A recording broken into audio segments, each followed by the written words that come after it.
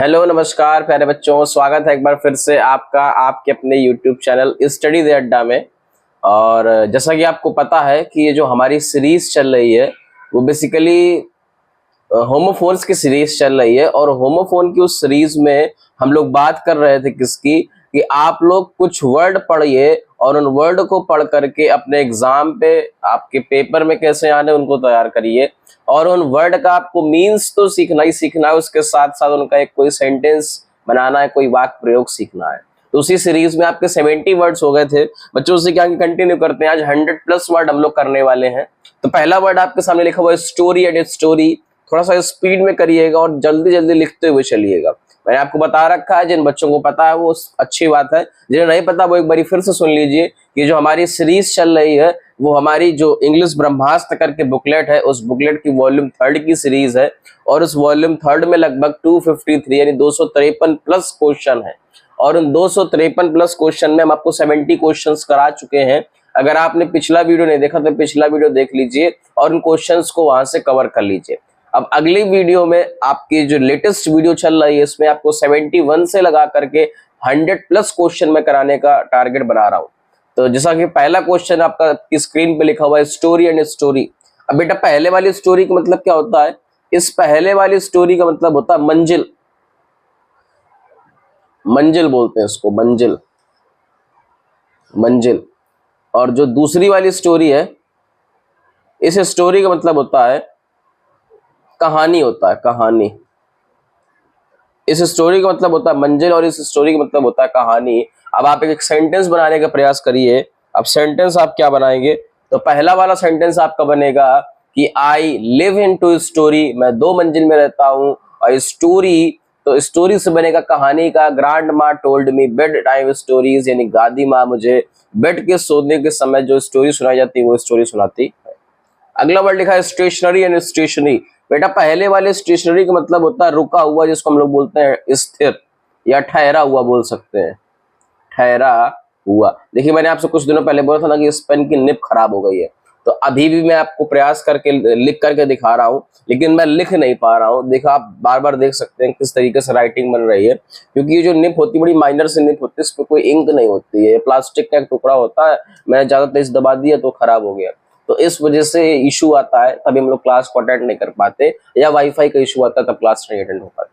तो आप जब बनाने के प्रयास करेंगे तो लिखा है the car remained stationary at the red light, यानी गाड़ियां जो हैं वो ठहर जाती हैं किस पर? जब रेड लाइट होती है। और नीचे वाले स्टेशनरी का मतलब होता है क्या? लेखन सामग्री, जिसको बोलते हैं लेखन सामग्री, यानी जो लिखने की चीजें होती है उसको लेखन सामग्री बोलते हैं। तो I bought some stationery from the shop, मैंने दुकान से कुछ स्टेशनरी को खरीदा। चलिए next word is scene and seen. बेटा पहले वाले सीन का मतलब क्या होता है? देखा, यानी सी की 3rd फॉर्म होती है सी सा सीन, इसका मतलब क्या होता है? देखा।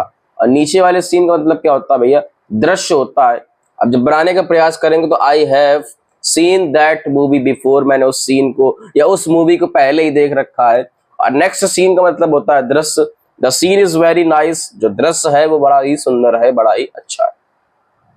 अगला वर्ड लिखा हुआ है स्टील एंड स्टील। बेटा पहले वाले स्टील का मतलब होता है चुराना, लिखते चलिए, आप लोग मेरे साथ लिखते चलिए। पहले वाले स्टील का मतलब होता है चुराना, और नीचे वाले स्टील का मतलब होता है जो स्टील की धातु होती है उसको स्टील बोलते हैं। तो सेंटेंस बनाइए, he tried to steal my pen, यानी उसने प्रयास किया, ट्राइड मतलब प्रयास किया, टू स्टील माई पेन, मेरे पेन को चुराने का। और नीचे वाले स्टील से बनाइए, तो the bridge is made of steel, ये जो ब्रिज है वो बना हुआ है किस चीज का? स्टील का। मैं लिख नहीं रहा हूं, जरूरत पड़ने पर ही लिखूंगा, लेकिन आप लोग जल्दी जल्दी से लिखते हुए चलिए और समझते हुए चलिए, और कुछ छोड़िएगा नहीं। अगर आपने एक वर्ड छोड़ दिया तो हो सकता है जो छूटा हुआ वर्ड है वही आपके एग्जाम पे आ जाए। तो कोई भी वर्ड छोड़ना नहीं है, सारे वर्ड्स को करना है। जिन बच्चों के पास बुकलेट है वो सीरीज से कर पा रहे होंगे, लेकिन जिसके पास बुकलेट नहीं है वो बच्चा भी वर्ड लिखते हुए कर पा रहा होगा। चलिए next one is some and sum. बेटा पहले वाले सम का मतलब होता है जोड़ना, और नीचे वाले सम का मतलब होता है कुछ। तो the some of 5 and 10 is 15, यानी 10 और 5 का जो योग होता है, जो जोड़ होता है वो कितना होता है? 15, 15 होता है। और I have some friends in Delhi, मेरे कुछ दोस्त हैं कहां पर? दिल्ली में। The next one is sun and son. पहले वाले सन का मतलब होता है सूरज, और दूसरे वाले सन का मतलब क्या होता है? बेटा जरा बनाइए, द सन इज शाइनिंग, जो सूरज है वो चमक रहा है। और नीचे वाले सन का मतलब बेटे से है तो the I have two sons, मेरे दो बेटे हैं। चलिए next one is stair and stare. बेटा पहले वाले स्टेयर का मतलब होता है सीढ़ी, हिंदी लिखते हुए चलिए, और नीचे वाले स्टेयर का मतलब होता है घूरना। अब जब बनाएंगे आप तो कैसे बनाएंगे, सी स्लिप्ड द स्टेयर्स, यानी वो सीढ़ियों से फिसल गई, और डू नॉट स्टेयर मी, मुझे मत घूरो। और डू नॉट वर्ड का यूज करते हैं इंपरेटिव सेंटेंस में, तो बेसिकली ये सेंटेंस आपको पढ़ के ही पता चल रहा होगा, मुझे मत घूरो इंपरेटिव सेंटेंस ही है।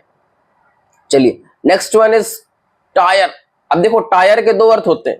टायर का एक पहला अर्थ होता है थक जाने से, और दूसरा अर्थ होता है जो पहिया होता है उसको भी टायर बोलते हैं। तो हम पहला जो सेंटेंस हमारी स्क्रीन पे बना हुआ है कार वाला, the car has a flat tyre, इस सेंटेंस का मतलब पहिए से है कि जो कार है उस कार का जो पहिया है वो फ्लैट मतलब चपटा है। और नीचे वाले टायर का मतलब किससे होता है, थक जाने से होता है। ही टायर इजिली, वो आसानी से थक जाता है, आफ्टर रनिंग, दौड़ने के बाद। और नीचे वाले टायर का मतलब, बेटा पहले वाले टायर के दोनों मतलब समझ में आए ना, पहले वाले टायर के दो अर्थ होते हैं, एक तो पहिया होता है और दूसरा थक जाना होता है। और नीचे वाले टायर का मतलब किससे होता है, बांधने से होता है। तो ही वर्क्स, वो काम करता है एज अ टायर, बांधने का, इन अ फिशिंग नेट फैक्ट्री, जिस फैक्ट्री में मछली पकड़ने का जाल बनता है उस फैक्ट्री में ये बांधने का काम करता है। चलिए next one is tale and tail. बेटा अभी थोड़ी देर पहले आपको देखो स्टोरी वर्ड आया था, स्टोरी का मतलब कहानी से होता है, ऐसे यहाँ पर टेल वर्ड का जो पहला वाला टेल है इसका मतलब कहानी से होता है। My mother told us tale, मेरी माँ मुझे क्या करती है, टेल का मतलब कहानी और टोल्ड का मतलब कहती है, सुनाती है। और नीचे वाले टेल का मतलब पूंछ से होता है, the dog has a tail, यानी कुत्ते के एक पूंछ होती है। Next one is there and their. There का मतलब क्या होता है, देयर का मतलब होता है वहां, पहले वाले देयर का मतलब क्या होता है वहां, और दूसरे वाले देयर का मतलब क्या होता है उनका। अब जरा बनाइए, there is nothing but only water, वहां पर कुछ नहीं है, बट ओनली का मतलब केवल है और क्या, पानी। और देयर का मतलब उनका, तो दीज आर देयर हाउसेस, ये उनके घर हैं, प्लूरल बनेगा बेटा। चलो अगला वर्ड देखो, वेन एंड वेन। वेन के भी यहाँ पे दो अर्थ है, पहले वाले वेन का मतलब होता है क्या, बेकार, और दूसरे वाले वेन का मतलब, यानी पहले वेन के ही दो अर्थ होते हैं। अब इस वाले जो सेंटेंस बना इसका मतलब किससे है, बेकार से है, और इस वाले वेन का मतलब किससे है, घमंड से है। अब जरा बनाइए, all his efforts are vain, उसके सारे के सारे जो प्रयास थे वो कैसे थे, बेकार थे। और नीचे वाले वेन का मतलब किससे, घमंड से, तो शी इज वेरी वेन, वो बहुत ज्यादा घमंडी है। अब बेटा आपका काम है कि आप पेपर में इन दोनों सेंटेंस में कोई एक सेंटेंस बना दो, चलेगा, चाहो तो घमंड से बना दो, चाहो तो बेकार से बना दो। और नीचे वाले वेन का मतलब क्या होता है, नस, जो आपकी वेन्स होती हैं, आपने नस को इंग्लिश में पढ़ा होगा, वेन्स और आर्टरीज होती हैं। तो सी कट हर वेन्स, उसने अपनी वेन को काटा, अपनी नस को काटा। अगला सेंटेंस है वेल, वेल एंड वेल। बेटा पहले वाले वेल की हिंदी लिखो, चलो लिखना पड़ेगा मुझे। इस पहले वाले वेल की मतलब होती है क्या, घाटी। दूसरे वाले वेल का मतलब क्या होता है, घूंघट होता है। जिन बच्चों ने लॉस्ट स्प्रिंग चैप्टर पढ़ा है उसको पता होगा वेल का मतलब क्या होता है। और नीचे वाले वेल का मतलब किससे होता है, रोने से होता है, रोना। अब बनाई जरा तीनों सेंटेंस। पहले वाले का, they walked through a green valley, यानी वो घरी घाटी से होकर के गुजरे या टहल करके निकले। और वेल का मतलब घूंघट से, द ब्राइड वोर अ व्हाइट वेल, यानी दुल्हन ने सफेद रंग का घूंघट ओढ़ा। और वेल का मतलब रोने से, the baby began to wail loudly, बच्चे ने तेजी से रोना शुरू कर दिया। चलिए नेक्स्ट वर्ड लिखा है वेस्ट एंड वेस्ट। पहले वाले वेस्ट को मतलब बर्बाद करना, और दूसरे वाले वेस्ट को मतलब कमर बनाओ। डू नॉट वेस्ट वाटर, पानी को बर्बाद मत करो। ही टाइड अ बेल्ट, उसने बेल्ट को बांधा, अराउंड हिज वेस्ट, अपनी कमर के चारों तरफ। चलो अगला वर्ड बनाते हैं। अगला लिखा हुआ है वीक एंड वीक। बड़े आसान से शब्द आ रहे हैं। पहले वाले वीक का मतलब क्या होता है बेटा, सप्ताह, हफ्ता। There are 7 days in a week, एक सप्ताह में 7 दिन होते हैं। दूसरे वाले वीक का मतलब होता है कमजोर, ही फेल्ट वीक, वो कमजोर पड़ गया। अगला वर्ड लिखा हुआ है वेट एंड वेट। पहले वाले वेट का मतलब इंतजार करना, दूसरे वाले वेट का मतलब क्या होता है, वजन। I am waiting for your, I am waiting your friend, मैं इंतजार कर रहा हूं तुम्हारे मित्र का। माई वेट इज 50 किलोग्राम, मेरा वजन 50 किलोग्राम है। अगला लिखा हुआ है शब्द आपके सामने वेयर एंड वेयर।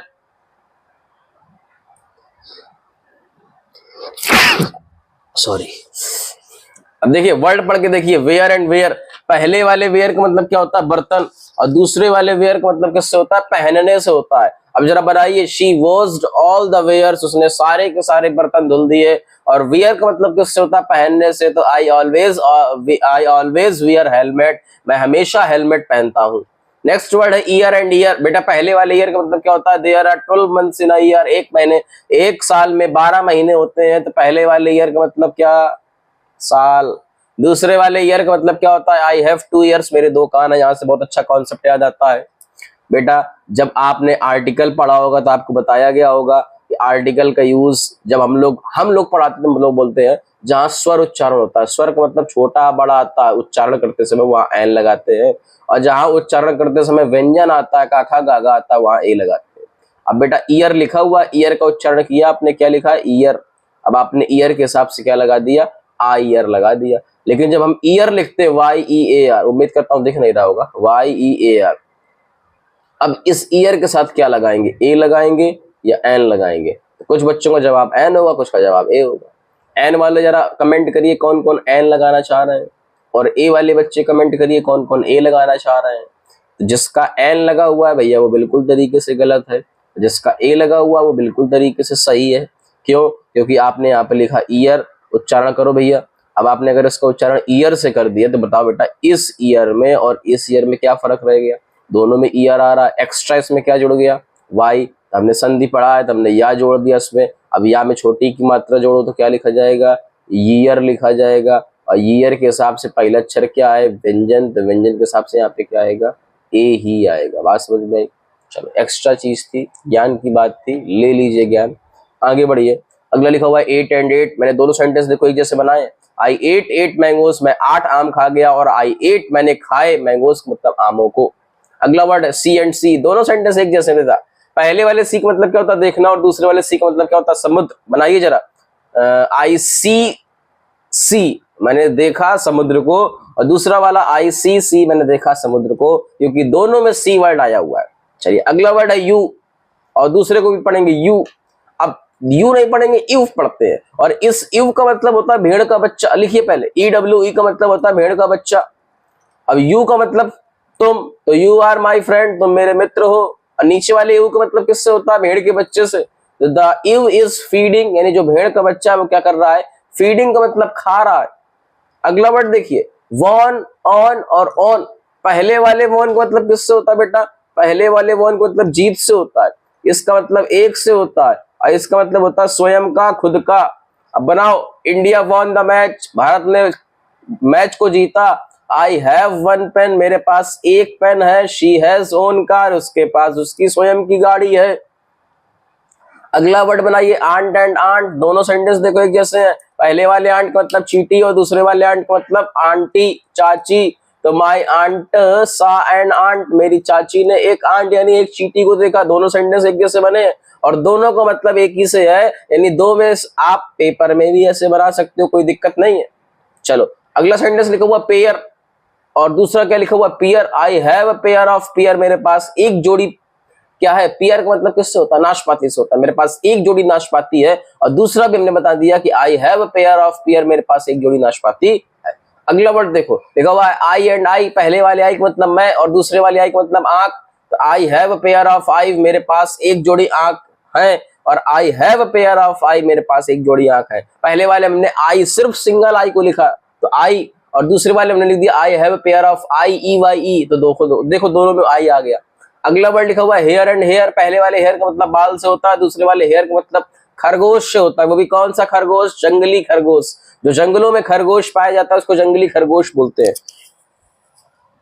अच्छा, अब बनाने का प्रयास करिए। I have my here is long, मेरे जो बाल है वो लंबे हैं, और अ हेयर रन्स फास्ट, जो जंगली खरगोश होता है वो तेजी से दौड़ता है।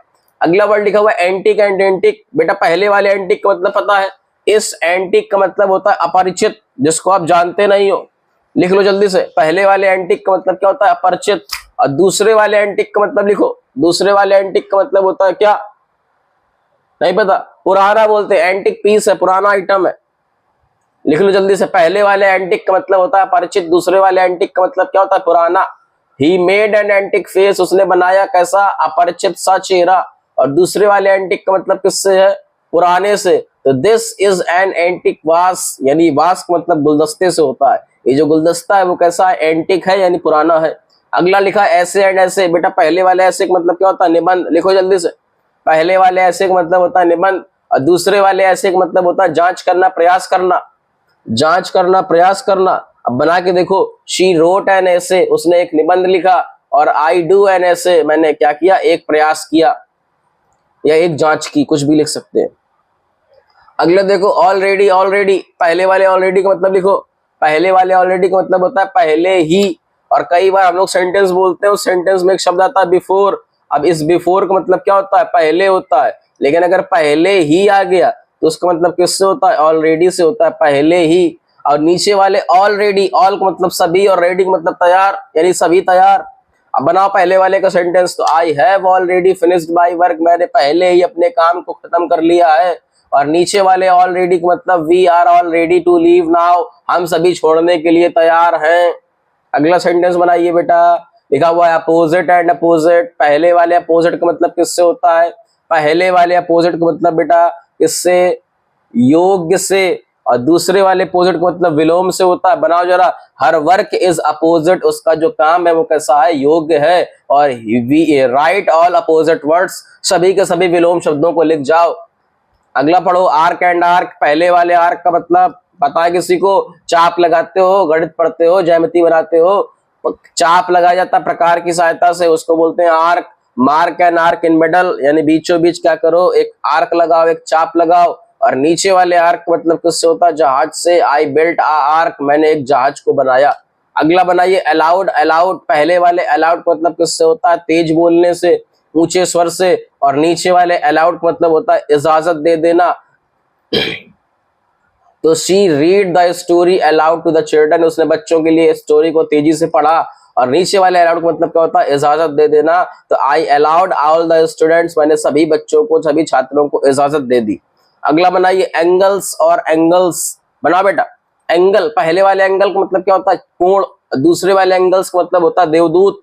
और इस देवदूत का मतलब किससे होता है, जो भगवान के द्वारा भेजा गया फरिश्ता होता है। तो he is like an angels, वो एंजल्स की तरह है। और पहले वाले कोण से बनाइए, तो आई मेड एन एंगल, मैंने एक कोण को बनाया। अगला लिखा हुआ एडवाइस एंड एडवाइस। पहले वाले एडवाइस का मतलब क्या होता है, सलाह, और दूसरे वाले एडवाइस का मतलब भी होता है सलाह। लेकिन जो पहला वाला एडवाइस है ना भैया, ये एक वर्ब होती है, तो इसका मतलब हो जाएगा सलाह देना। और ये एक नाउन होती है, तो इसका मतलब सिर्फ क्या होगा, सलाह होगा। अब बनाओ, I advice you to study hard, मैंने सलाह दी स्टडी हार्ड का मतलब कठिन परिश्रम करके पढ़ने के लिए। और he gave me good advice, उसने मुझको अच्छी सलाह दी। चलो अगला वर्ड देखो, एमिएबल और एमिकेबल। पहले वाले एमिएबल का मतलब होता है प्यार योग्य, यानी जो प्यारा होता है। तो she is an amiable person, वो एक प्यारी सी, पर्सन का मतलब किसी व्यक्तित्व से बोल सकते हैं, वो प्यारा है या वो प्यारी है। और they reach an amicable agreement, और इस एमिकेबल का मतलब होता है मित्रतावत, यानी जिसको बोलते हैं दोस्ती। तो she reach an amiable agreement, वो पहुंचे। एमिकेबल का मतलब दोस्ती लायक, और एग्रीमेंट का मतलब सहमति में, वो दोस्ती लायक सहमति में पहुंचे। चलो अगला वर्ड है आपके सामने एल एंड एल। बेटा चरस है, नया शब्द है, सूंघ जाओ, पहली बार पढ़ रहे होगे एल और एल, आज तक नहीं पढ़ा होगा आप लोगों ने, शायद जिन बच्चों ने पढ़ा है कमेंट करिए। नया वर्ड है आपके सामने एल और एल। पहले वाले एल का मतलब किससे होता है, बीमार होने से होता है, लिख देता हूं मैं। पहले वाले एल का मतलब किससे होता है, बीमार से होता है। और नीचे वाले एल का मतलब भैया किससे होता है, शराब से होता है, मदिरा से होता है। चलो बनाओ जरा, शी एल्स फ्रॉम कोल्ड, वो पीड़ित है या वो बीमार है किससे, कोल्ड का मतलब जुकाम से। और एल का मतलब शराब से, तो he drank a glass of L, उसने एक गिलास शराब पिया। चलो अच्छा शब्द लगा एल और एल, याद रखिएगा। अगला वर्ड आपके सामने, और लास्ट वर्ड है आज का, इसके बाद कोई वर्ड नहीं आपके सामने। और देखिए यहाँ से स्लाइड आपकी खत्म होती है, पीछे चलते हैं। लास्ट वर्ड है आपका ऐड। अब पहले वाले ऐड का मतलब बेटा किससे होता है, प्रचार से होता है, लिखे दे रहा हूं मैं। पहले वाले ऐड का मतलब किससे होता है, प्रचार से होता है। दूसरे वाले ऐड का मतलब जोड़ से होता है। और तीसरे वाले ऐड का मतलब सहायता से होता है, सहायता। ठीक है, बनाओ जरा, आई सा एन एड, मैंने एक प्रचार को देखा। एड एट सम, इस सवाल को जोड़ो। प्लीज एड द पुअर, कृपया गरीबों की सहायता करो। उम्मीद करते हैं बातें आपको समझ में आई होंगी। आपने 106 यानी 106 वर्ड्स को कवर किया। अब इसके बाद आपके मैंने बताया टोटल वर्ड कितने, 253। बहुत जल्द हम लोग अगली वीडियो में लगभग 50 वर्ड को एक साथ पढ़ने वाले हैं। इस वीडियो में आप ऐड कर लीजिए, आपने लगभग 36 वर्ड्स को पढ़ा है, तो 50 वर्ड्स कोई बड़ी बात नहीं। अगली वीडियो में लोग 50 वर्ड बड़े आराम से पढ़ भी सकते हैं। तो चलिए मिलते हैं अगली वीडियो में, तब तक के लिए सभी लोग को बाय। और पढ़ते जाइए और जो प्रॉब्लम होती है उस प्रॉब्लम को कमेंट करिए, या कोचिंग खोलते ही, स्कूल खोलते ही आप हमसे कॉन्टेक्ट करिए। Thanks for watching.